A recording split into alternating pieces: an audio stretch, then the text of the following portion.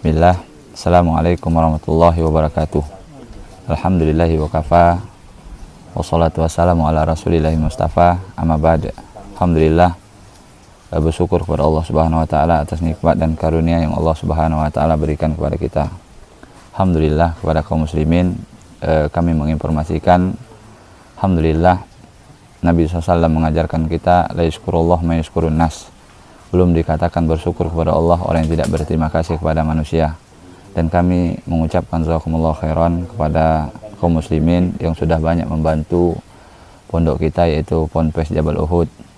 Alhamdulillah, pada kesempatan hari ini kami menginformasikan dan kami mengajak kepada kaum muslimin untuk berinvestasi akhirat, yaitu pengadaan mesin air.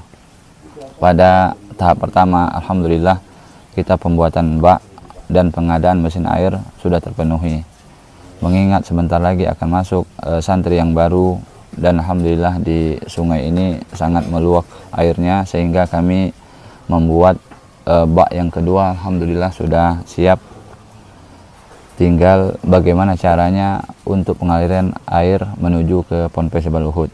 Maka kami mengajak kepada kaum muslimin, yaitu ingin mengadakan mesin air agar supaya air bisa menyalurkan ke Ponpes Jabal Uhud.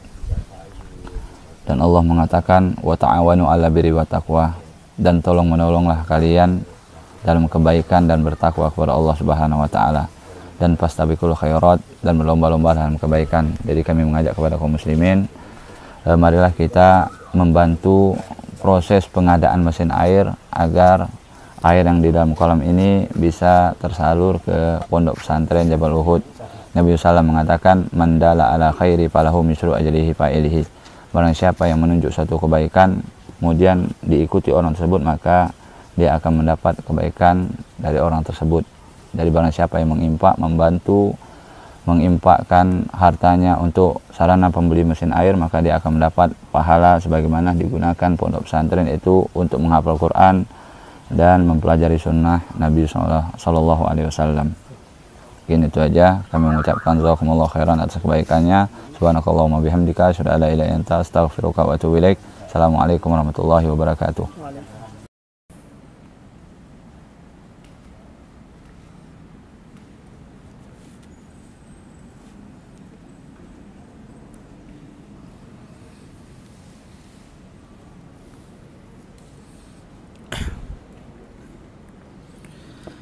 Bismillahirrahmanirrahim. Assalamualaikum warahmatullahi wabarakatuh.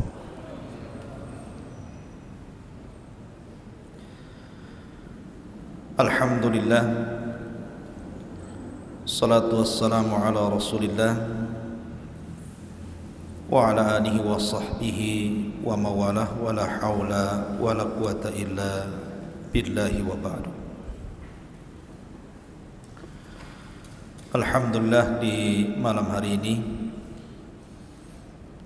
kita masih bisa dipertemukan Allah Subhanahu wa taala di Masjid Muhajirin. Tentu sebuah majlis yang dibacakan padanya Al-Quran dan hadis-hadis Nabi sallallahu alaihi wasallam adalah seindah-indahnya majlis. Karena Nabi sallallahu alaihi wasallam yang bersabda, "Idza marartum birriyadil jannati fartam."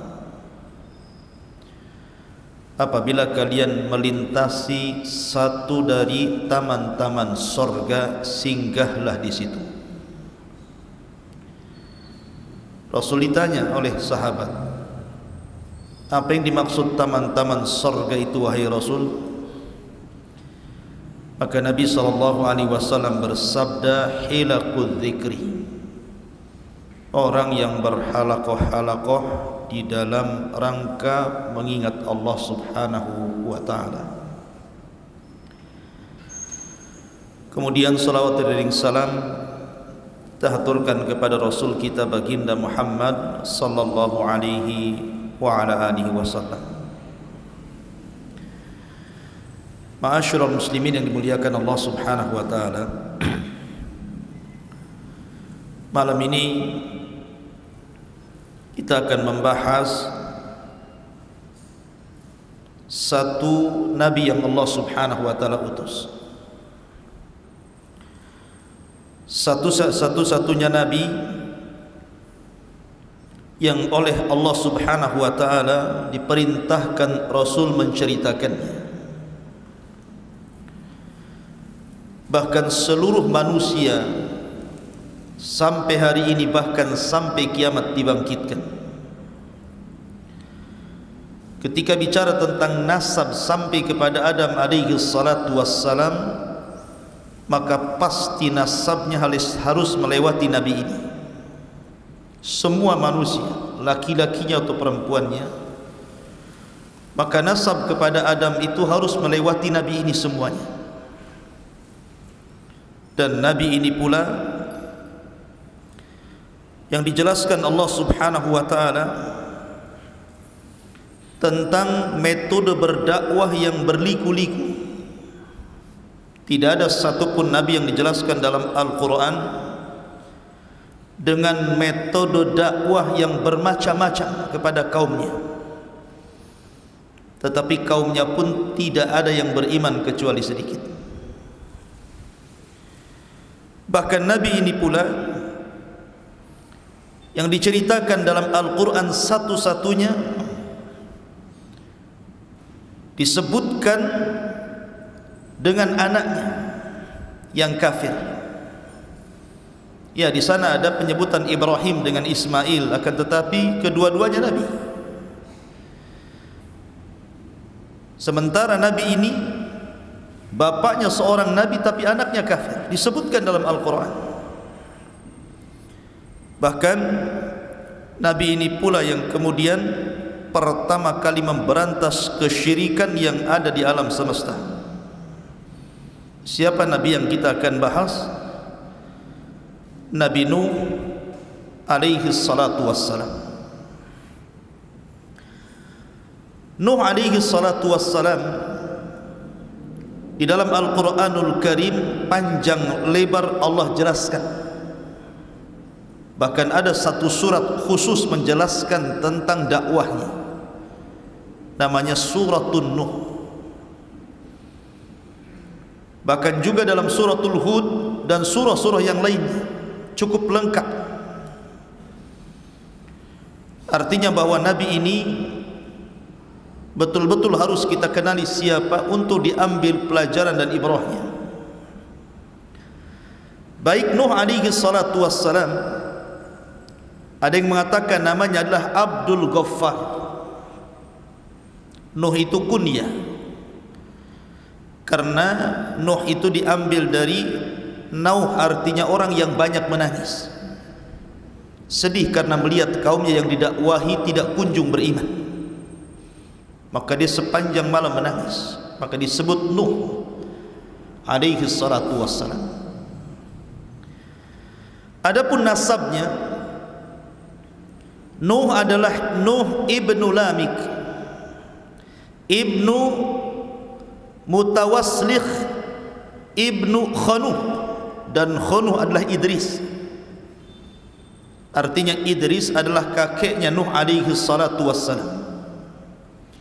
Ibn Yarid, Ibn Mahlail, Ibn Qainan, Ibn Anush, Ibn Shith, Ibn Adam alaihi salatu wassalam, Abul Basharil Ula.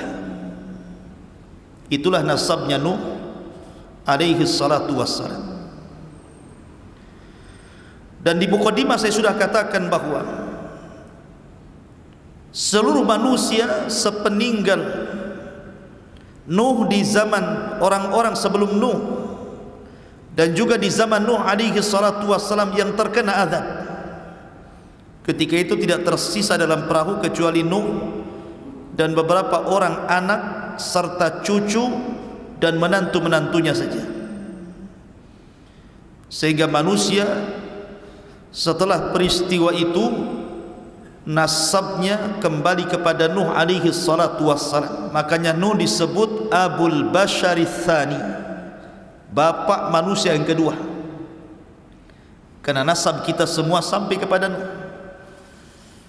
Antum juga Habib tetapi keturunan Nuh, walaupun pesek. Ma'asyiral muslimin yang dimuliakan Allah Subhanahu wa taala.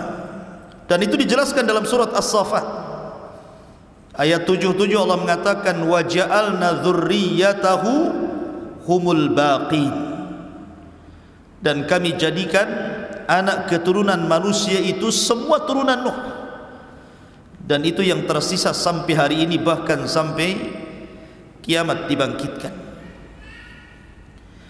Ada yang mengatakan Nuh alaihi salatu wassalam lahir dari wafatnya Adam alaihi salatu wassalam itu 146 tahun dari wafatnya Adam. Ada yang mengatakan 126 tahun. Ada yang mengatakan 126, ada yang mengatakan 146 tahun dari wafatnya Adam. Akan tapi berdasarkan hadis yang sahih, sebagaimana disebutkan di dalam Sahih Bukhari dari Abdullah bin Abbas radhiyallahu anhuma, kana baina Adam wa Nuh asyrata qurunin kulluhum alal Islam. Jarak antara Adam dan Nuh itu 10 abad. Satu abad itu 100 tahun, artinya 1000 tahun. Dari wafatnya Adam sampai lahirnya Nuh itu 1000 tahun, dan semua di atas tauhid, tidak ada yang menyekutukan Allah Subhanahu wa taala. Ma'asyiral muslimin yang dimuliakan Allah Subhanahu wa taala. Dan sepakat para ulama berdasarkan hadis yang sahih tentang hadis syafaat bahwa Nuh adalah awwalur rusul, rasul yang pertama. Karena Adam adalah nabi, Syith nabi, Idris nabi, tetapi Nuh adalah rasul pertama. Kenapa? Karena Allah Subhanahu wa taala menyebutkan dalam surat Nuh, Allah mengatakan an anzir qaumaka, agar engkau memberikan peringatan kepada kaum wahai Nuh. Dan nadharah, peringatan itu karena ada sebuah penentangan terhadap Allah dan Rasulnya yang sangat besar. Makanya ketika Allah Subhanahu wa taala berfirman kepada Rasul, inna arsalnaka basyiran wa mubasyiran wa nadhira, sesungguhnya kami mengutus anda wahai Muhammad basyiran, sebagai kabar gembira, wa mubasyiran, dan menghabar gembirakan kepada orang lain, wa nadhira, dan memberikan peringatan. Jadi ada basyir, ada nadhir. Kalau Adam alaihi salatu wassalam mubasyir, Syith mubasyir, Idris mubasyir, tetapi Nuh bukan hanya mubasyir tapi nadhira. An anzir qaumaka, disuruh memberikan peringatan, karena dia adalah rasul pertama yang memperingati manusia dari kesyirikan. Karena sebelumnya belum ada syirik. Adam diutus kepada anak-anaknya, tidak ada kesyirikan. Kemudian Syith diutus kepada saudara-saudaranya, tidak ada kesyirikan. Begitu juga Idris diutus kepada anak-anak pamannya, kerabat-kerabatnya, dan belum ada kesyirikan.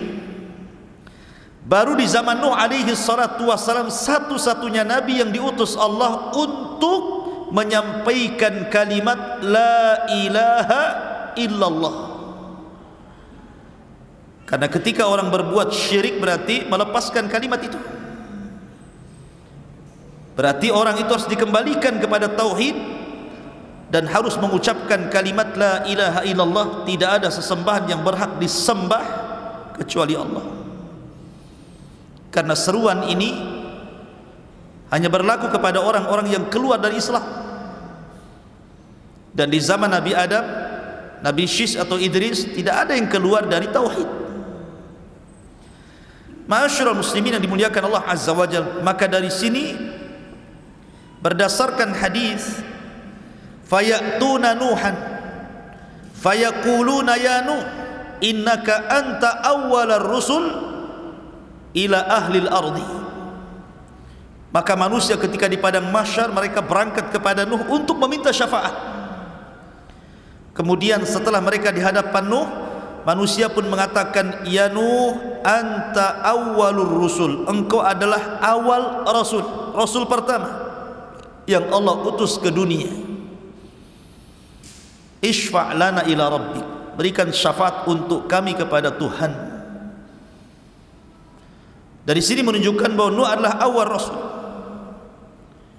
Karena sering saya ulang-ulang tentang kisah keluarga Wad, tentang kisah keluarga Wad. Disebut Wad itu karena manusia cinta kepada Wad itu. Dalam bahasa Arabnya Wad itu artinya cinta, mawaddatan wa rahmah kan itu. Karena orang-orang itu cinta kepada Wad, dan Wad itu masih kaumnya Idris sebelum Nuh alaihi salatu wassalam. Wad ini bukan nabi, tetapi orang saleh. Karena di zaman itu ketika Idris meninggal dunia, tidak ada nabi lagi, sehingga hanya ada orang soleh saja yang mengajak manusia kepada kebaikan selama ditinggal para nabi. Rupanya Allah subhanahu wa ta'ala takdirkan Wad ini meninggal. Kemudian perjuangan Wad ini dilanjutkan oleh putranya yang namanya Suwa.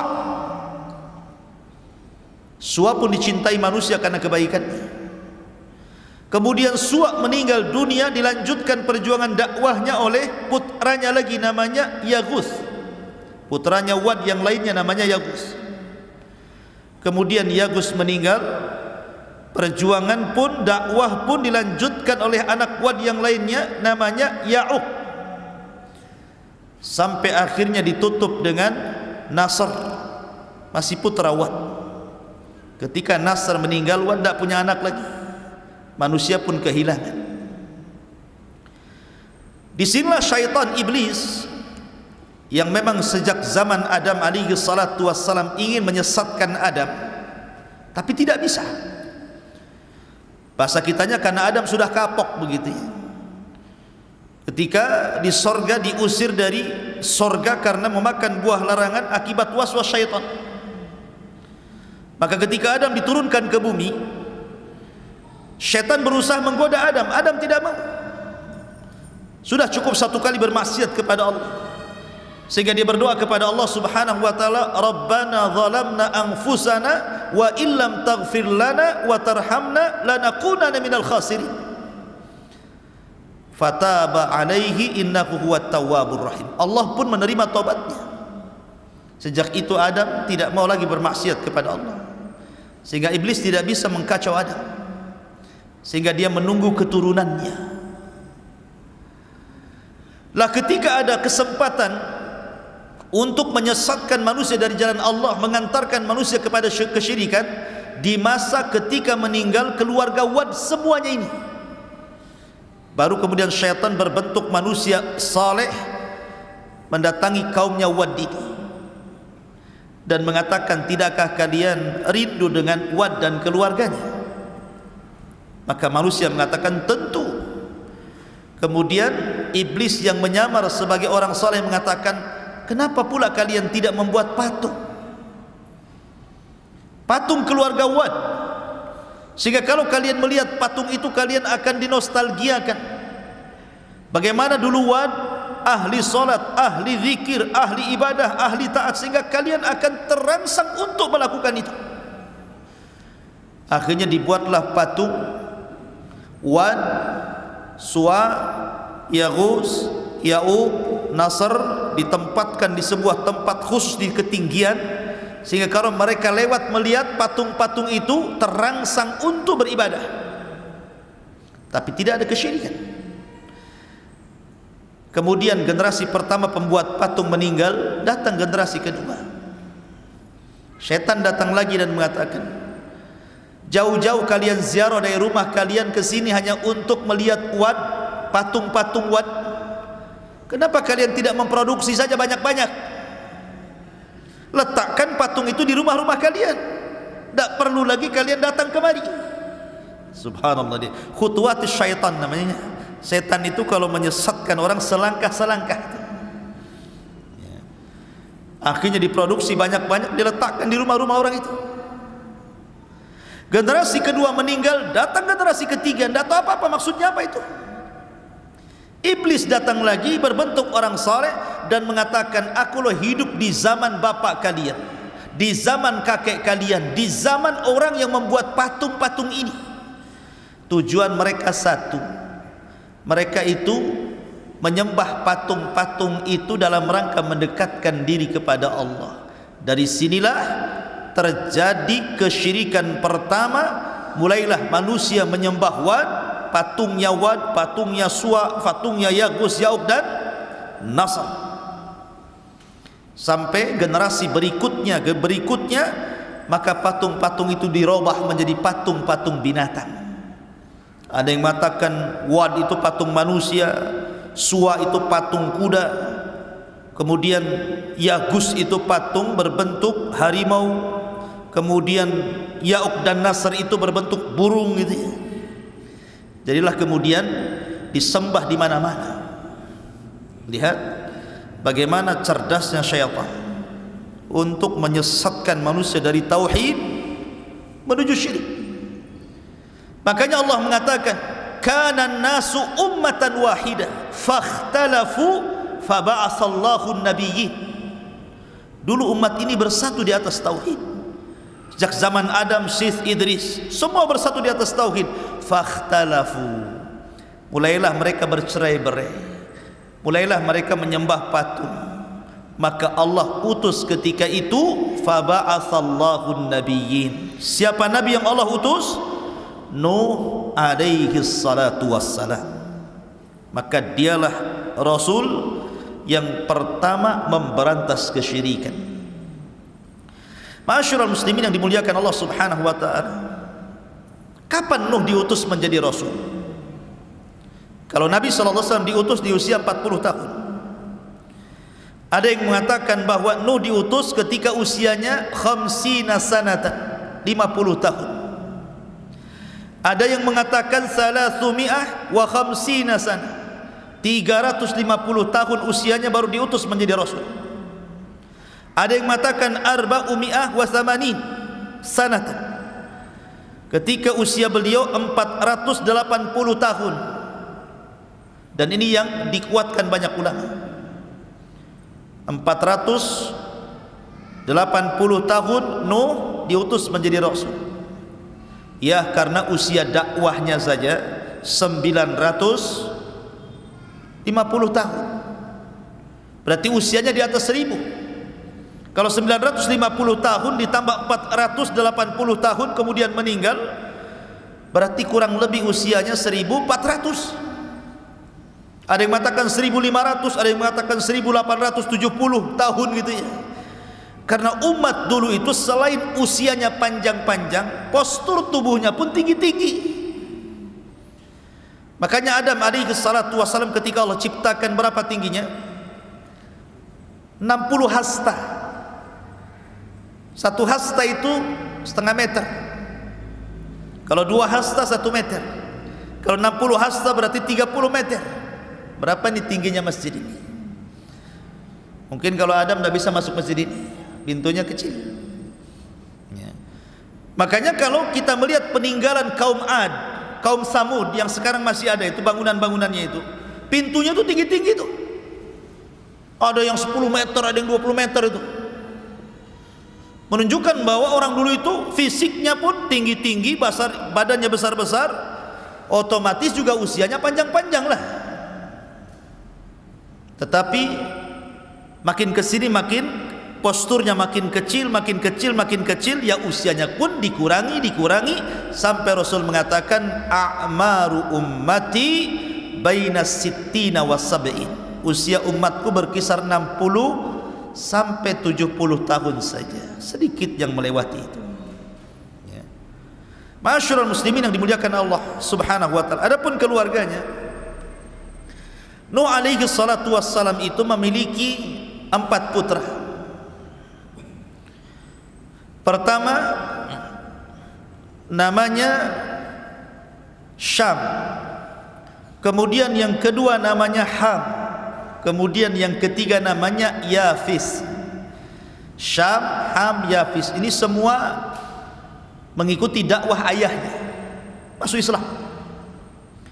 Hanya satu yang Allah Subhanahu wa ta'ala takdirkan tidak ikut ayahnya, tapi ikut agama kaumnya, namanya Kan'an.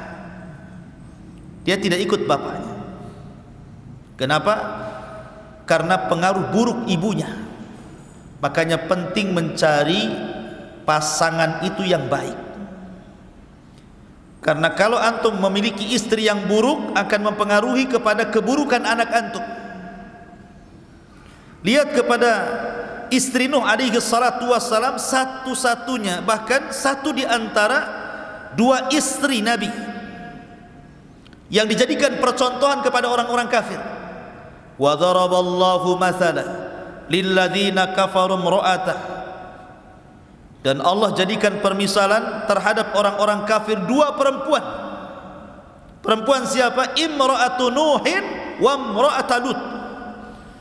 Imra'atu Nuhin wa imra'atu Lut. Istri daripada Nuh dan istri daripada Lut. Dua-duanya kafir, padahal suaminya Nabi. Maka karena keburukan akhlak istrinya Nuh, turun kepada Kan'an, turun kepada anaknya Kan'an, dua-duanya kufur. Subhanallah, ya. Nuh diuji dengan istri dan 1 anaknya ini. Padahal Nuh sudah berusaha menyelamatkan anak loh ya. Ketika dia di atas perahu, dia lihat Kan'annya sudah lari-lari ke bukit tinggi-tinggi untuk menyelamatkan dari banjir. Nuh sudah berteriak, ya bunayyar kam ma'ana, anakku naik ke perahu, karena tidak ada yang selamat hari ini. Tapi anaknya mengatakan, sa'awi ilal jabal, hendak saya akan cari tempat yang paling tinggi. Emang sampai di mana banjir ini katanya. Tetapi Nuh mengatakan, wahai anakku, tidak ada yang selamat hari ini. Pasti air ini akan melewati setinggi manapun gunung yang ada di sini. Subhanallah ikhwan, tidak ada yang selamat satu pun, semua diratakan, semua dibinasakan kecuali Nuh dan orang yang ada di perahunya. Ma'asyiral muslimin yang dimuliakan Allah Azza wa Jalla. Adapun tentang masalah perahu Nuh alaihi salatu wassalam, Nuh alaihi salatu wassalam dijelaskan. Jadi ketika pada tanggal 10 dari bulan Rajab, berarti bulan Rajab kemarin, sekarang sudah masuk Sya'ban ya. Jadi Nuh alaihi salatu wassalam naik ke atas perahu. Maka mereka pun kemudian berada di atas perahu itu. Ada yang mengatakan mi'ah wa khamsina yauman, 150 hari. Jadi Nuh berada di atas perahu itu 150 hari, diombang-ambing ombak sana sini gitu ya. Sampai akhirnya kapal itu bersandar di Bukit Judi Irak selama 1 bulan. Ketika bersandar itulah kemudian Nuh mengutus beberapa burung. Datang burung kemudian memakan daun zaitun. Oh, berarti sudah surut. Kemudian diutus burung lagi, rupanya tapaknya ada tanahnya. Oh, berarti sudah sampai ke bumi surutnya. Setelah 1 bulan di atas perahu itu baru kemudian turun. Maka dari situlah kemudian kehidupan manusia dimulai setelah Allah hancurkan semuanya sejak zaman Adam alaihi salatu wassalam. Akhirnya kemudian Nuh alaihi salatu wassalam selama itu pas di bulan Muharram, ada yang mengatakan tanggal 10, kemudian Allah selamatkan dari banjir bandang yang sangat besar. Taib, ma'asyiral muslimin yang dimuliakan Allah Azza wa Jalla, saya tertarik menceritakan Nuh ini dari sisi dakwahnya saja. Jadi malam ini kita akan banyak bercerita tentang sisi dakwah Nuh alaihi salatu wassalam yang menarik. Karena Nuh ini menggunakan metode dakwah itu luar biasa. Luar biasa. Berbagai macam metode. dilakukan Nuh, akan tapi memang hidayah milik Allah. Dan saya ambil dari satu surat full, surat Nuh alaihi salatu wassalam. Kita baca ayat per ayat dan kita terangkan sekedarnya. Allah Subhanahu wa taala berfirman di dalam Al-Qur'anul Karim, "Inna arsalna Nuhan ila qaumi." Sesungguhnya kami utus Nuh kepada kaumnya. Maknanya begini, antum kalau hendak berdakwah di sebuah daerah, kalau yang menjadi seorang dai, seorang ustaz atau penyuruh kebaikan itu adalah putra daerah, tentu akan mudah berdakwah. Mendakwahinya itu akan mudah, pengaruhnya akan banyak. Berbeda kalau seandainya saya bukan putra daerah, diutus kepada daerah tertentu, ya ada yang berhasil, ada yang tidak. Begitulah para nabi. Kalau nabi diutus itu biasanya diambil dari kaum yang akan didakwahinya. Makanya Allah Subhanahu wa taala mengatakan, wa ila adin akhahum Hud, dan kepada kaum Ad saudara mereka diutus Hud.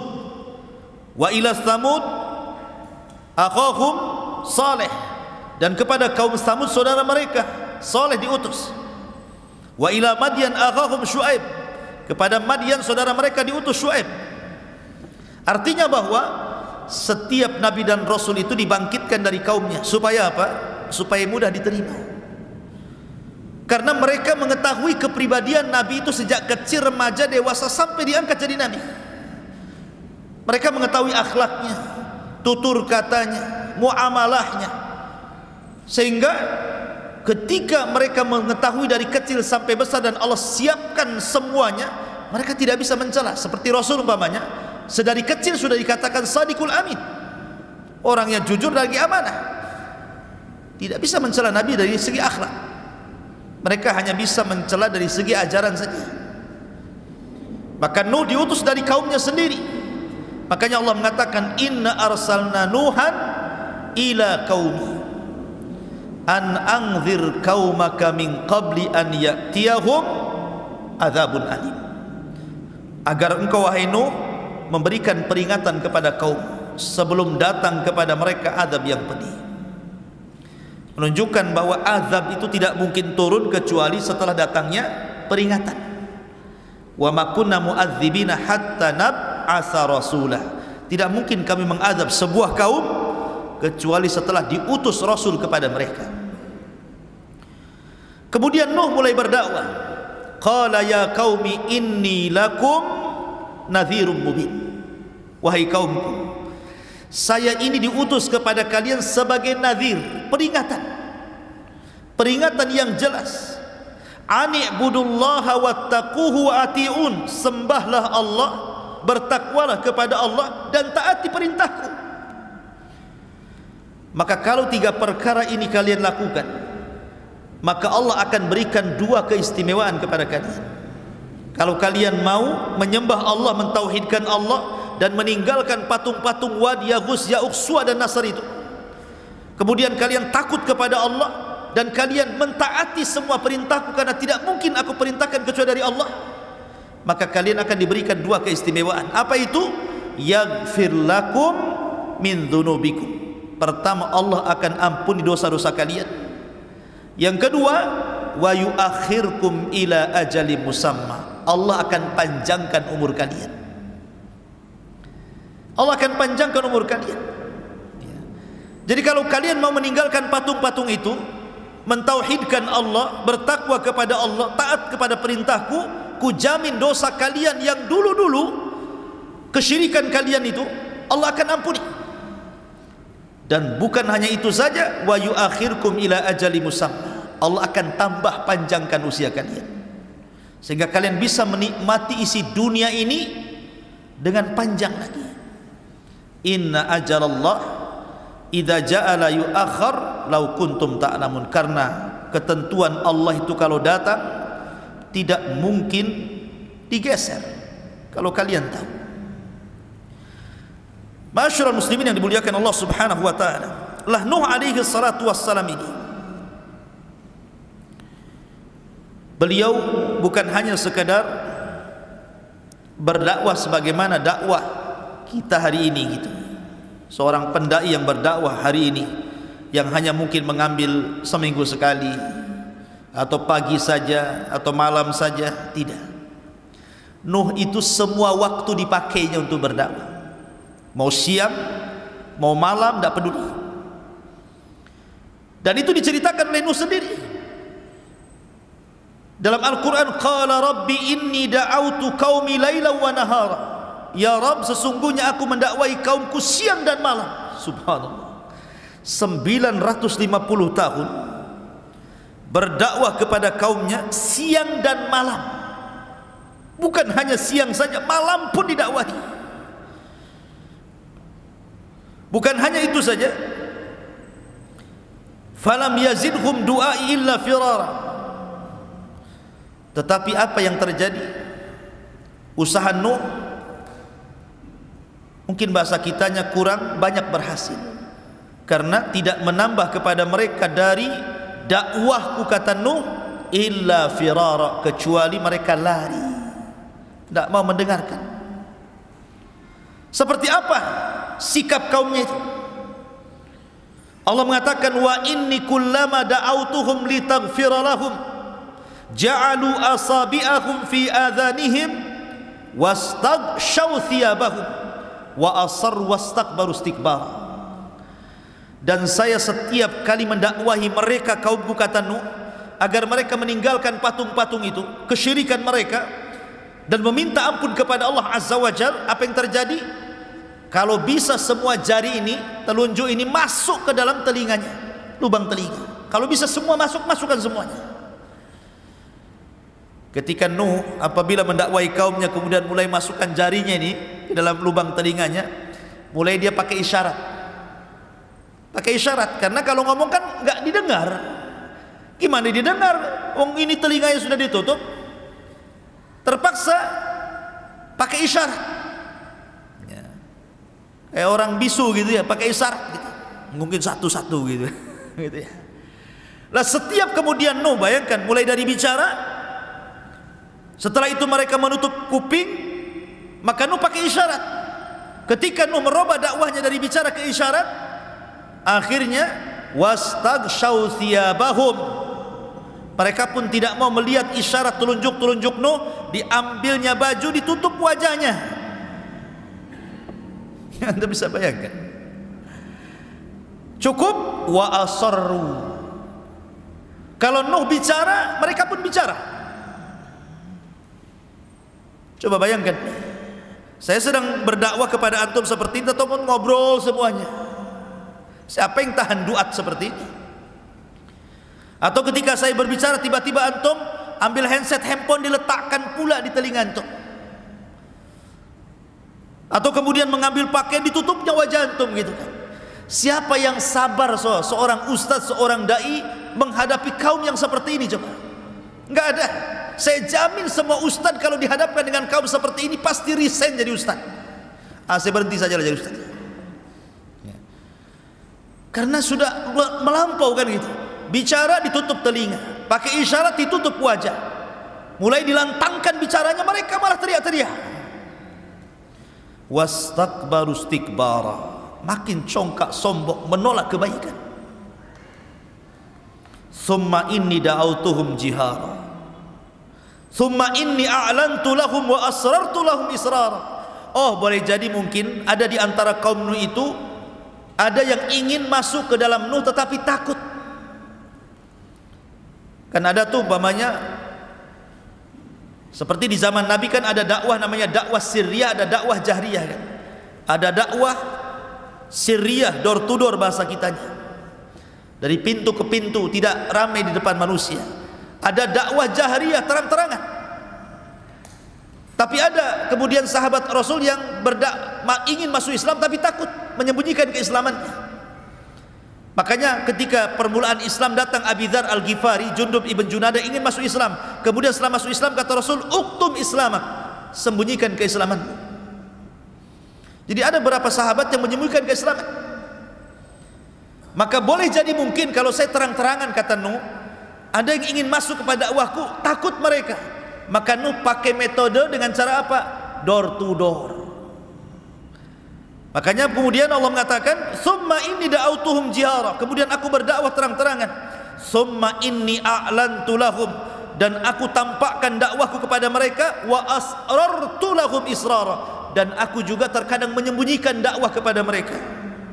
Supaya kalau ada yang ikut diriku itu tidak takut dengan yang lain, bolehlah menyembunyikan keislamannya dulu. Sampai seperti itu Nuh itu. Ma'asyiral muslimin yang dimuliakan Allah Azza wa Jalla. Kemudian Nuh alaihi salatu wassalam mengatakan, "Faqultu astaghfiru rabbakum innahu kana ghaffara." Lihat metode dakwah Nuh alaihi salatu wassalam. Siang malam enggak kenal lelah. Kemudian jihar, israr, terang-terangan, sembunyi-sembunyi. Kemudian dengan thariqah targhib. Ini targhib namanya. Targhib itu sama dengan memberikan kabar gembira. Jadi Nuh alaihi salatu wassalam pertama tidak menakut-nakuti dulu dia. Jadi metodenya memberikan kabar gembira. Apa kata Nuh? "Istaghfiru rabbakum innahu kana ghaffara." Mintalah ampun kepada Rabb kalian, karena dia adalah zat yang maha pengampun. Tinggalkan patung-patung itu, tinggalkan kesyirikan kalian, kembali kepada tauhid. Kalau kalian kembali kepada tauhid, tadi sudah diberi dua keistimewaan, diampuni dosa kalian, dipanjangkan usianya. Ada lagi kata Nuh, kalau kalian mentauhidkan Allah, meminta ampun kepada Allah, yursilis sama alaikum midrara wa yumdidkum bi amwalin wa banin wa yaj'al lakum jannatin wa yaj'al lakum anhara. Allah akan hujani kepada kalian. Kalian tidak mungkin paceklik, tidak mungkin kekeringan. Akan ada hujan yang membasahi tanah-tanah kalian untuk minum dan untuk ternak dan untuk berkebun kalian. Cukup tidak, wa yumdidkum bi amwal, dan Allah akan perbanyak harta kalian, wa banin, dan keturunan kalian. Cukup tidak juga, wa yaj'al lakum jannat, kami jadikan kalian jannat, kebun-kebun yang besar, yang rindang, yang kemudian berbuah macam-macam buah gitu ya. Wa yaj'al lakum anhar, sungai-sungai, parit-parit, lautan-lautan, semua akan mengalir untuk kalian. Lihat, Nuh menjanjikan kepada mereka banyak perkara tuh. Asal kalian tobat, beriman kepada Allah, mentauhidkan Allah, istighfar kepada Allah, Allah ampun dosa kalian, Allah akan panjangkan usia kalian, Allah berikan hujan kepada kalian, Allah perbanyak harta dan keturunan kalian, Allah suburkan kebun kalian, bahkan Allah akan berikan sungai-sungai dan air-air yang bermanfaat kepada kalian. Cukup gimana ini? Ini janji loh ya. Dikasih kabar gembira. Tetapi apa yang terjadi tetap saja, rupanya tidak mempan dengan cara diberikan kabar gembira.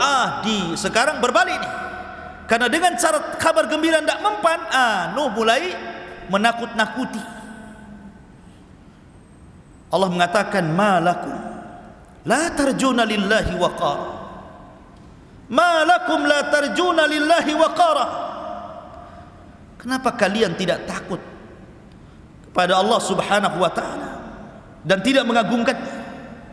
Kata Sufyan ibn Uyainah rahimahullahu ta'ala, orang yang bermaksiat kepada Allah hakikatnya dia tidak pernah takut kepada Allah dan tidak pernah mengagungkannya. Kemudian Nuh memberikan logika, karena ada orang-orang yang kalau dikasih dalil itu tidak mempan. Pamannya dalil tentang wujudnya Allah, antum bacakan ayatnya, memang dia mengingkari Quran, ngapain dibacakan Quran? Dibacakan hadis Nabi SAW ditentangnya, memang dia mengingkari kerasulan Nabi SAW, buat apa dibacakan hadis? Sehingga terkadang berdakwah itu perlu logika. Maka Nuh menggunakan metode logika lagi dia, dan mengatakan, wa qad khalaqakum atwara, alam tara kaifa khalaqallahu sab'a samawatin tibaqa wa ja'ala al-qamara fihinna nuran wa ja'ala asy-syamsa siraja wallahu ambatakum minal ardi nabata thumma yu'idukum fiha wa yukhrijukum ikhraja wallahu ja'ala lakumul arda bisata litaskunu minha subulan fijaja. Apa katanya? Malakum la tarjuna lillahi waqara. Kenapa kalian tidak takut kepada Allah?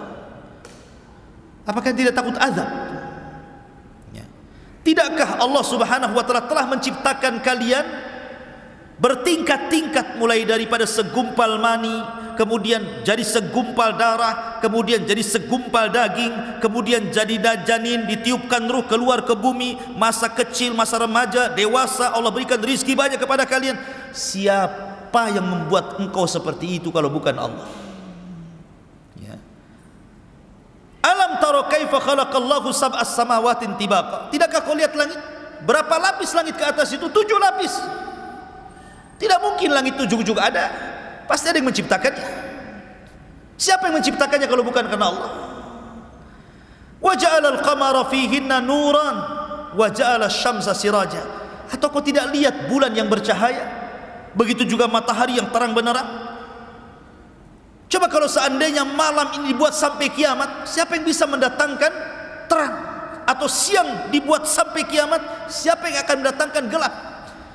Sementara sekarang ada siang ada malam, lah siapa yang memutar balikan ada siang ada malam ini? Apa berputar sendiri begitu? Tidak. Makanya kenapa Abi Hanifah, sering saya ceritakan kepada antum, ketika berdebat dengan orang-orang Sumaniyin, para penyembah dahri, orang-orang ateis, orang-orang yang tidak mengakui adanya Tuhan, kemudian mengajak berdebat kepada Abi Hanifah. Kata Abi Hanifah, kalau kita berdua berdebat percuma. Kita berdebat di hadapan orang ketiga, hakim, amir. Oke? Akhirnya kemudian ditentukan waktu debatnya. Pada waktunya seorang ateis ini sudah di hadapan hakim. Abu Hanifah tidak datang-datang. Harusnya pagi sudah ditunggu, sore pula dia baru datang. Pas Abi Hanifah datang, dicelanya Abi Hanifah dan mengatakan, engkau ini imam, seorang ulama, kepercayaan kaum muslimin, tapi engkau tidak amanah. Harusnya kau tepat waktu, kenapa kau terlambat? Kata Abi Hanifah, bukan itu masalahnya. Yang membuat aku terlambat karena aku terhenti di pinggir sungai. Ketika aku melihat ada halilintar membelah pohon, kemudian pohonnya terbelah jadi 2. Yang satu tetap nancap, yang separuhnya kemudian terbang ke air. Yang separuh terbang ke air itu perhatikan saja. Tiba-tiba kemudian pohon yang di air ini terbelah-belah kecil. Kemudian tiba-tiba teranyam. Kemudian tiba-tiba sudah ada besinya saja. Tiba-tiba berbentuk perahu dia. Maka aku pun naik ke dalam perahu itu. Kemudian perahu tiba-tiba jalan sendiri, dan akhirnya akulah sampai kepada sini, katanya. Baru sampai aku ke sini. Maka sang ateis mengatakan, kadzabta, dusta kamu. Mana bisa perahu ujug-ujug jadi gitu? Ya, harus diserut dulu, kan gitu ya, dirangkai dulu, dipaku dulu. Ujug-ujug jadi gitu aja perahu gitu kan? Berarti kata Abi Hanifah, kalau perahu saja tidak mungkin tiba-tiba jadi perahu dari batang kayu, apakah alam semesta ini tiba-tiba ada? Yang kecil saja harus ada yang membuat, masa langit dan bumi nggak ada yang membuat? Bahasanya kan seperti itu, ya kan? Ma'asyiral muslimin yang dimuliakan Allah Azza wa Jalla, wallahu ambatakum minal ardi nabata, dan Allah yang menumbuhkan kalian dari bumi, untuk kalian dari bumi nabat, tumbuh-tumbuhan, sayur-sayuran macam-macam. Thumma yu'idukum fiha wa yukhrijukum ikhraja. Kemudian Allah kembalikan kalian, maksudnya Allah wafatkan kalian, wa yukhrijukum ikhraja, kemudian Allah keluarkan dan bangkitkan kembali pada hari berbangkit nanti. Wallahu ja'ala lakumul arda bisata, dan Allah telah jadikan bumi ini terhampar sehingga kita bisa berjalan dengan tenang. Ya. Litaskunu fiha, litaskunu minha, agar engkau bisa tinggal di bumi yang datar itu, subulan fijaja, bahkan bisa berjalan ke sana kemari. Ini namanya dalil akli, namanya dalil akal tentang wujudnya Allah Subhanahu wa taala. karena mereka menyebutkan Allah. Maknanya begini, Nuh itu mau mengatakan seperti ini sebenarnya. Apakah yang menciptakan langit dan bumi itu Tuhan ini, Wad, Yaghus, Ya'uq yang kalian sembah ini, ataukah Allah? Atau yang menumbuhkan tumbuh-tumbuhan ini patung-patung kalian, ataukah Allah? Nah, gitu maksudnya. Jadi diajak secara logika gitu ya. Tetapi memang kaumnya adalah kaum yang degil, ikhwan. Tak juga dapat hidayah. Enggak ada dapat hidayah. Sehingga Nuh alaihi salatu wassalam mengatakan, Rabbi innahum asawni wattaba'u ma lam yazidhu maluhu wa waladuhu illa khasara. Qala Nuh, berkata Nuh, ya Rabb, kaumku tidak menerima dakwahku, mereka justru bermaksiat kepadaku, dan mereka justru mengikuti orang yang memiliki harta dan anak yang tidak manfaat untuk mereka. Mereka lebih memilih para pembesar, orang-orang kaya. Kalau mereka yang ngomong didengar, kalau aku yang ngomong tidak didengar. Wa makaru makran kubbar, bahkan bukan hanya itu saja, mereka sudah buat makar ya Rabb. Dan mereka mengatakan, la tadharunna alihatakum, jangan kalian gubris usapan si Nuh itu, jangan kalian tinggalkan patung-patung ini, Wad, Suwa, Yaghus, Ya'uq, dan juga Nasr. Wa qalu la tadarunna alihatakum wa la tadarunna waddan wala suwa'an wala yaghutha wa ya'uq wa nasra. Jangan kalian dengarkan ucapan si Nuh itu, tetap kalian harus menyembah patung-patung ini. Jangan kalian tinggalkan Wad, Suwa, Ya'uq, Nasr. Wa qad adallu katsiran wa la tazididz zalimina illa dhilala. Dan sungguh mereka sudah sesat dengan kesesatan yang banyak sekali, dan tidaklah orang-orang zalim itu menambah kecuali kesesatan saja. Maka apa yang terjadi? Mimma khati'atihim ugriku fa udkhilu naran falam yajidu lahum min dunillahi ansara. Karena kesalahan mereka tidak menerima dakwah Rasul, mereka pun ditenggelamkan, dan pada hari kiamat mereka akan dimasukkan ke dalam neraka, dan mereka tidak memiliki penolong di hadapan Allah Azza wa Jalla. Bahkan Nuh alaihi salatu wassalam mendoakan siapapun yang ingkar kepadanya untuk jangan hidup di bumi. Itu doanya Nuh. Apa kata Nuh? Qala Nuhu rabbi la tadar alal ardi minal kafirina dayyara. Nuh berkata, ya Rabb, jangan kau hidupkan satu jiwa orang kafir pun di muka bumi. Bayangkan doanya. Jangan ada yang hidup satu pun. Innaka intadarhum, apa alasannya? Jika kau biarkan mereka hidup atau keturunan mereka hidup, yudillu ibadak wala yalidu illa fajiran kafara, pasti akan menyesatkan hamba-hambamu ya Rabb, dan mereka tidak akan melahirkan kecuali anak yang jahat dan kafir saja. Percuma, matikan semua saja. Maksudnya seperti itu. Makanya kenapa surah Nuh itu dia jatuh setelah surah Al-Waqiah kan? Sa'ala sa'ilun bi'adzabin waqi'. Ya. Sa'ala sa'il, ada orang yang bertanya tentang siapa? Tentang azab yang akan terjadi. Lah yang pertama meminta azab itu siapa? Nuh. Meminta azab. Karena di zaman itu tidak ada yang meminta azab seperti Nuh. Dialah yang pertama meminta azab untuk ditimpakan kepada kaumnya. Adam tidak, Sis tidak, Idris tidak ada. Baru Nuh, sa'ala sa'ilum bi'adzabin waqi'. Dia yang meminta azab itu.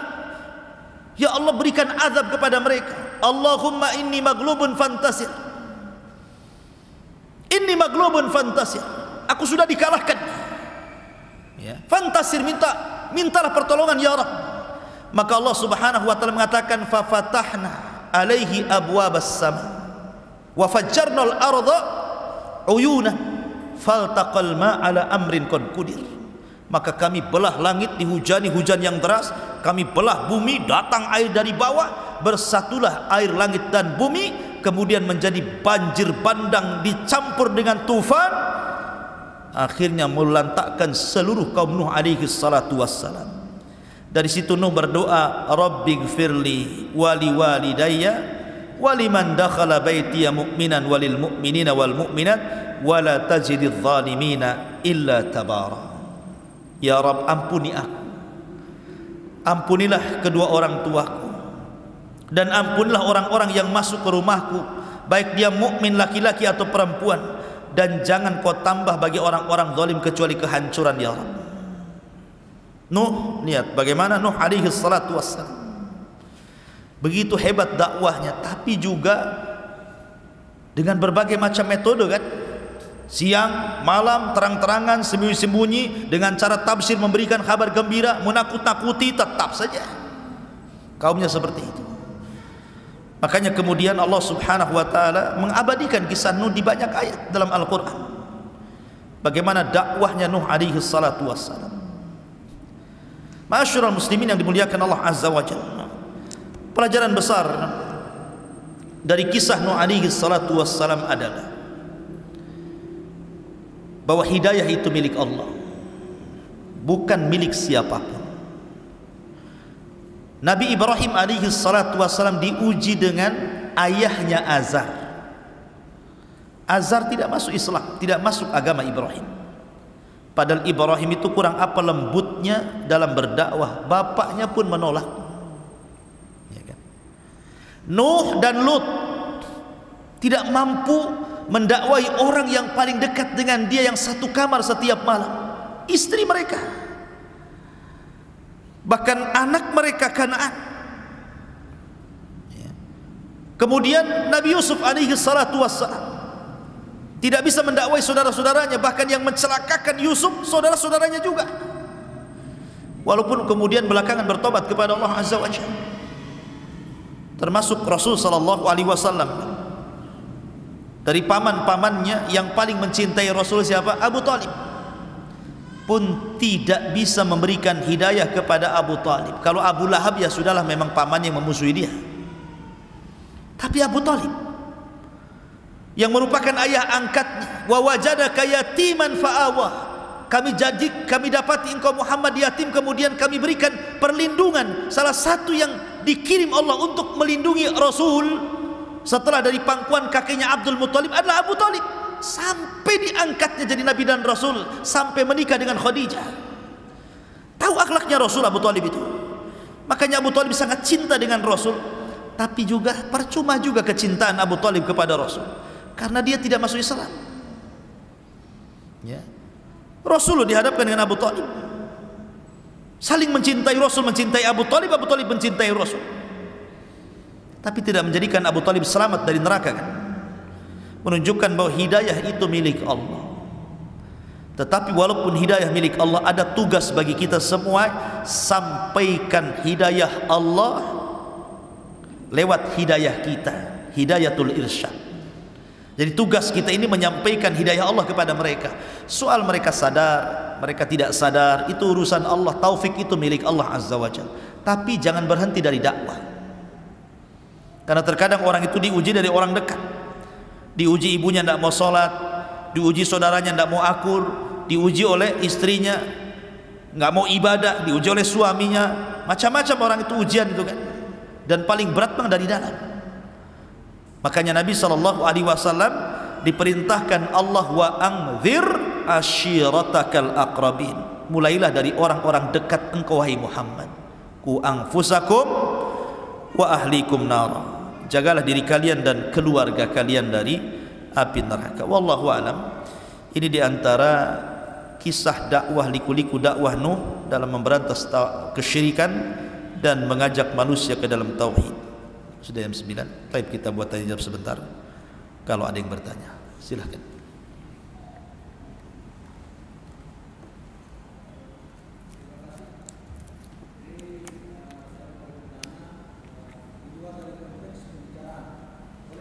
Boleh.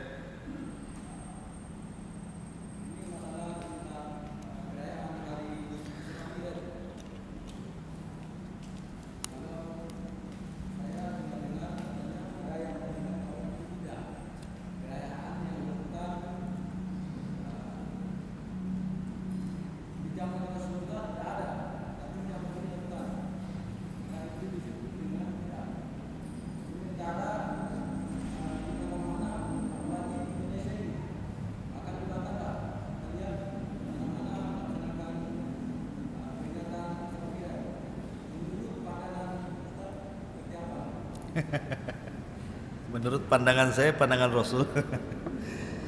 Iya. Bismillahirrahmanirrahim. Sebenarnya kalau kita mengacu kepada peristiwa Isra Mi'raj itu, tidak dijelaskan bulannya. Maksudnya tidak ada bulan yang tetap kapan peristiwa itu terjadi, apalagi tahunnya. Tahunnya justru diperselisihkan. Ada yang mengatakan 1 tahun sebelum hijrah, ada yang mengatakan 1 tahun setengah sebelum hijrah gitu ya. Allahu a'lam kapan, termasuk bulannya. Ada yang mengatakan bulan Dzulqa'dah, ada yang mengatakan bulan Rajab, ada yang mengatakan bulan Rabiul Awal. Tetapi sepakat harinya Senin, tanggalnya 12 Rabiul Awal, 12. Cuman tanggalnya itu ada yang bulannya. Jadi harinya jelas, tidak ada khilaf, Senin, tanggalnya jelas 12, tetapi bulannya ada yang mengatakan Rajab, ada yang mengatakan Dzulqa'dah, ada yang mengatakan Rabiul Awal. Dan ini yang masyhur. Masyhur ahli sejarah mengatakan bahwa Isra Mi'raj itu terjadi di bulan Rabiul Awal, bukan Rajab, bukan Dzulqa'dah. Walaupun kita tidak menafikan yang berpendapat bulan Dzulqa'dah dan bulan Rajab, tapi yang masyhur hari Senin tanggal 12 bulan Rabiul Awal. Ada yang mengatakan 1 tahun sebelum hijrah, artinya tahun ke-12 dari kenabian Rasul. Ada yang mengatakan 1 tahun setengah dari kenabian Rasul. Ada yang mengatakan selain daripada itu. Jadi soal tanggal dan tahun diperselisihkan. Jadi kalau mau dirayakan umpamanya, kita ambil 3 pendapat, berarti buat 3 perayaan dalam setahun. Ya mungkin Dzulqa'dah, itu yang berpendapat Dzulqa'dah kan gitu. Rajab yang berpendapat Rajab. Kemudian Rabiul Awal yang berpendapat Rabiul Awal. Tapi kan nggak ada ya bulan Dzulqa'dah ya. Apalagi Rabiul Awal lain lagi, Maulid biasanya kan. Biasanya ngambil di bulan Rajab kan. Begitu ya umumnya kan. Kemarin kan bulan Rajab gitu kan. Intinya begini ikhwan, peristiwa Isra Mi'raj ini peristiwa besar. Yang kita ambil dari peristiwa itu sebenarnya ibrah. Apa sih oleh-oleh Rasul itu? Oleh-oleh Rasul dari Isra Mi'raj itu apa? Salat. Betapa banyak orang-orang yang tidak salat, tapi kalau ada perayaan Isra Mi'raj datangnya. Habis menyelesaikan perayaan Isra Mi'raj pulang, salat lagi enggak dia? Tetap aja enggak salat kan? Berarti dia tidak mengambil ibrah dari peristiwa itu.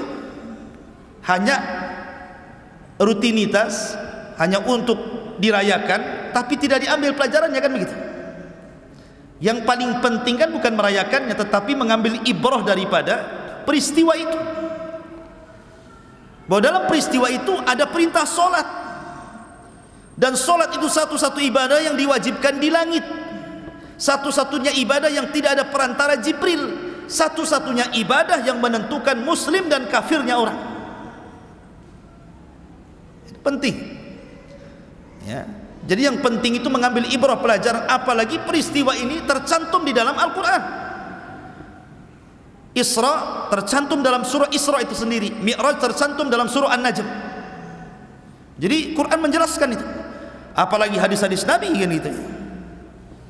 Maka saya nasihatkan, ambillah pelajaran dari peristiwa itu, bukan membesar-besarkan masalah peringatannya.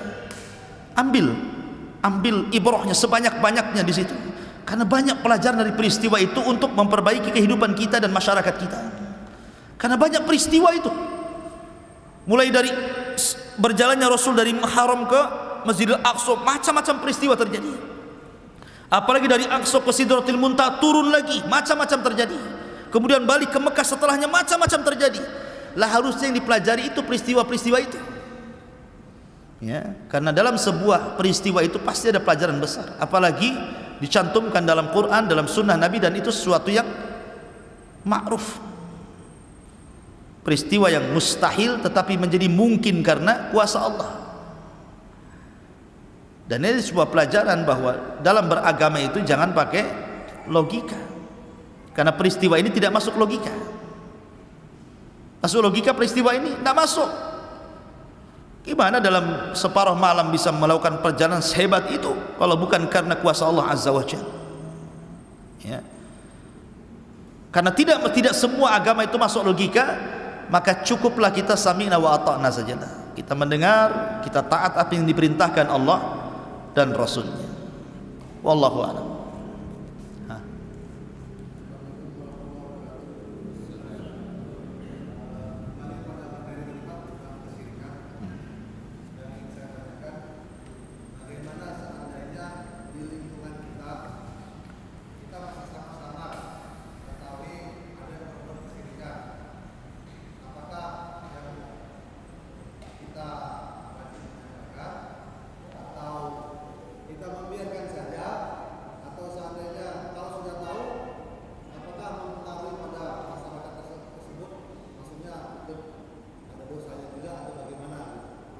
Iya.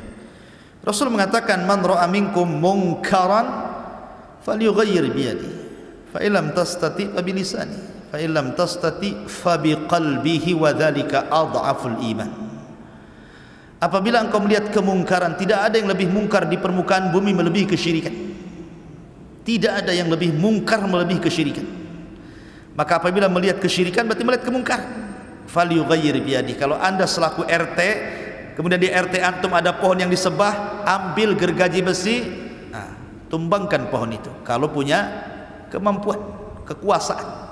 Ini wilayah RT saya, jangan ada kesyirikan. Ini masih nyembah pula pohon, saya tebang di besok pohon.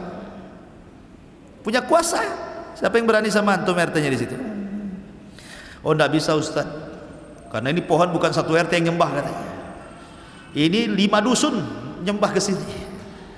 Saya bisa digebukin orang. Oh, kalau tidak bisa dengan kekuasaan dirobohkan pohonnya, maka dengan lisan nasihati.